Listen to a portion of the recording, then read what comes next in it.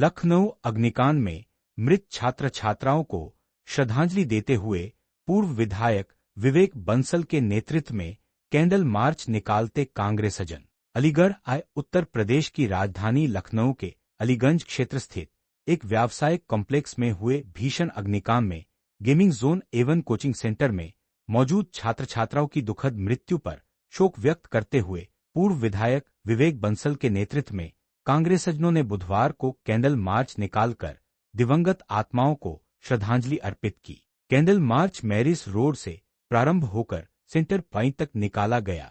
इस दौरान कांग्रेस कार्यकर्ताओं एवं सामाजिक लोगों ने हाथों में मोमबत्तियां लेकर मृतकों के प्रति अपनी संवेदनाएं व्यक्त की। सेंटर पॉइंट पर पहुंचकर सभी ने 2 मिनट का मौन रखकर दिवंगत छात्र छात्राओं की आत्मा की शांति तथा घायलों के शीघ्र स्वास्थ्य लाभ की प्रार्थना की। इस अवसर पर पूर्व विधायक विवेक बंसल ने कहा कि लखनऊ और दिल्ली में हुए हालिया अग्निकांड अत्यंत पीड़ादायक एवं हृदयविदारक हैं। इन हादसों में जिन परिवारों ने अपने प्रियजनों को खोया है, उनके दुख की कल्पना भी नहीं की जा सकती। उन्होंने कहा कि अक्सर ऐसे बड़े हादसों के बाद ही सरकारी तंत्र सुरक्षा मानकों की समीक्षा करता है, जबकि आवश्यकता इस बात की है कि बहुमंजिला भवनों, व्यावसायिक परिसरों एवं सार्वजनिक स्थलों पर सुरक्षा मानकों का नियमित रूप से कड़ाई से पालन कराया जाए। उन्होंने कहा कि संबंधित विभागों को समय समय पर निरीक्षण कर यह सुनिश्चित करना चाहिए कि सभी भवनों में अग्नि सुरक्षा के पर्याप्त इंतजाम मौजूद हों, जिससे भविष्य में ऐसी दुखद घटनाओं को रोका जा सके। विवेक बंसल ने दिवंगत छात्र छात्राओं को भावभीनी श्रद्धांजलि अर्पित करते हुए ईश्वर से उनकी आत्मा की शांति तथा घायलों के शीघ्र स्वस्थ फाउंडेशन सोसाइटी के नेतृत्व में आज जो है हमने जो भी 2 दिन पहले जो लखनऊ में बहुत ही भीषण एक तरह का जो हालात हुए थे, जिसमें 15 बच्चों ने अपनी जान गंवा दी, उस कोचिंग सेंटर में जो अग्निकांड हुआ है उसको लेकर के आज हम लोगों ने यहाँ पे एक श्रद्धांजलि अर्पित करने के लिए हम सब लोग यहाँ पर इकट्ठा हुए हैं। और हम सब लोगों की यही मनोकामना है कि जो वो बेगुनाह बच्चे थे, जिन्होंने अभी उनका एक भविष्य अभी पूरा था, जो जिसकी उन्होंने कल्पना की होगी उनके परिवारों ने, तो जो कि उनके बहुत सारे ख्वाब थे जो अधूरे रह गए थे, तो हम सब ने मिलकर के आज उन्हीं तमाम बच्चों के लिए यहाँ पर श्रद्धांजलि दी है मोमबत्ती के माध्यम से। और हम सभी लोग दुआ करते हैं कि वो सभी बच्चे जो हैं वो उनको ईश्वर जो है जन्नत दे में ले जाए, और इसके अलावा उनके जो माँ बाप हैं, उनके जो पेरेंट्स हैं, उनको सब्र दे, क्योंकि बहुत बड़ा हादसा था जिसकी हम कितनी भी इस तरह की कितने भी हम कोशिश करें उनको सांत्वना देने की, लेकिन वो कहीं से भी वो पूरी नहीं होती है।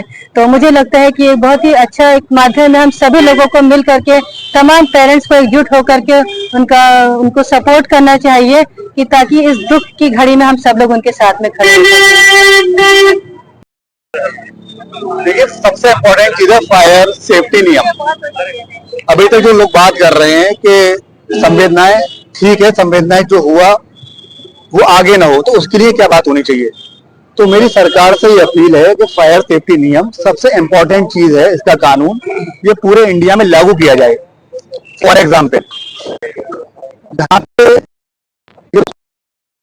ये हो रहा है कि नीचे उनके शॉप्स हैं, जब बहुत सी जगह पे रेस्टोरेंट हैं, तो उनके ऊपर कोचिंग बनाई गई है, तो उससे क्या होता है कि वहां पे कोई भी अगर खाना वगैरह बन रहा है या किसी के कपड़े वगैरह है, तो बहुत ज्यादा चांसेस हो जाते हैं आग लगने के।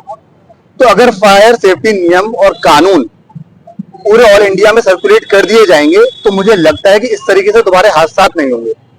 इस पे बहुत गौर फिक्र करने की जरूरत है। और ये 14-15 जो स्टूडेंट हैं जिनकी डेथ हुई है, हम सबकी संवेदना है, हमारी बहन है, बड़ी हैं, बहुत एक्टिव है अलीगढ़ में, इनके माध्यम से यहाँ पे संवेदनाएं व्यक्त की जा रही हैं, इनके एनजीओ की तरफ से किया गया है। और मैं ईश्वर से प्रार्थना करता हूँ कि आगे इस तरीके से कोई भी हिंदुस्तान में घटना ना हो, और जितने भी लोगों के साथ जो बच्चे मारे गए हैं या जिनके साथ ये हादसा हुए हैं, उनके फैमिली के साथ हम लोग शाना बशाना खड़े हुए हैं। और मुझे उम्मीद है कि आने वाले वक्त में इन सब हालातों पे हमारी गवर्नमेंट कंट्रोल करेगी और इस तरह के हालात अभी आइंदा कभी नहीं होंगे। ये कैंडल मार्च हमने उन दिवंगत आत्माओं के लिए, नौजवान जो फूल अभी ठीक से खिले भी नहीं थे, कली थे, और उनकी इस दर्दनाक हादसे में उनकी मृत्यु हो गई। ये बहुत कष्टदायक है किसी भी समाज के लिए, किसी भी परिवार के लिए, और हम सब लोग हसप्रद हैं, बहुत सदमे में हैं, और उसी के फलस्वरूप हम सब लोगों ने अपनी संवेदना, अपना शोक उनके साथ संबद्ध करते हुए उन परिजनों के साथ जिन्होंने अपने सपूतों को खोया है, जिन्होंने अपने नन्हे बांकरों को खोया है, बच्चों को खोया है, आज हम सब लोग उनकी आत्मा के शांति के लिए प्रार्थना कर रहे हैं। जो जिस धर्म का हो वो अपने धर्म के माध्यम से उनकी आत्मा की शांति के लिए इबादत करे, प्रार्थना करे, और बस। और उसके साथ साथ ये जरूर कहना चाहेंगे कि जो आज प्रशासनिक लापरवाही है उसको बहुत सख्ती से उसके साथ निपटना होगा। और प्रशासनिक लापरवाही नहीं है, ये भ्रष्टाचार के कारण ये सब चीजें हो रही हैं। आज जो मानकों को नजरअंदाज किया जा रहा है, जिन मानकों के तहत ये नक्शे या क्लियरेंस मिलता है, उन मानकों को नहीं देखा गया है, अनदेखी की गई है। और यही कारण है कि आए दिन दुर्घटनाएं, आग की, इस तरीके की अग्नि की आग की दुर्घटनाएं हो रही हैं। आगजनी और दिल्ली में हुई, यहाँ हुई, ये बहुत ही कष्टदायक है, बहुत ही दुखद है। इसमें जितनी इसकी प्रतिक्रिया दिया जाए, अपना दुख व्यक्त किया जाए, वो कम है।